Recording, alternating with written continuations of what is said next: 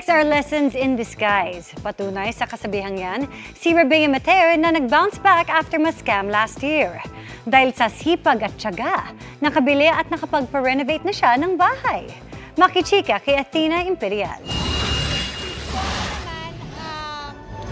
Kailangan natin ipagpatuloy yung buhay, masakit man, but you know, there's still a lot of means for me to get my money back. So I'm still praying and hoping na sana mabalik. Matapos mabiktima ng isang investment scam last year, maraming lesson daw na natutunan si Sparkle Beauty Queen Rabea Mateo. Ang sipag at pagtitiyaga, dapat pinapartneran ng mas matalino at mas wais na pag-handle ng pera.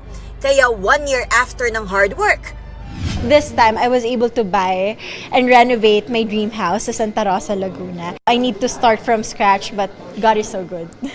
Tinutupad na raw ni Rabea ang pangarap nilang magkaroon ng sariling tahanan. Isa para sa kanyang mama at isa para sa kanya.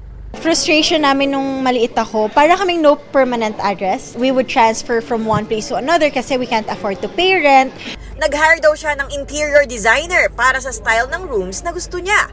Pero ang payo ng kanyang mama, maging praktikal sa house renovation. Dream house ko siya, kaya ako nag-work very hard sa showbiz kasi I want to achieve a lot of good things in life. So isa na to.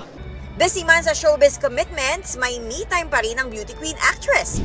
Shinare niya sa kanyang socials ang ilang snaps niya while in Bali. Sa kanyang Instagram posts, enjoy si Rabea sa kanyang spa time, food trip, and rest and relaxation by the beach.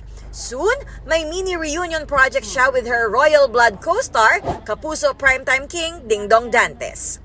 But I'm gonna have a special participation sa 7th year anniversary ng Amazing Earth. So aabangan nila kung ano yung mga ginawa ko doon. Athena Imperial updated sa Showbiz Happenings.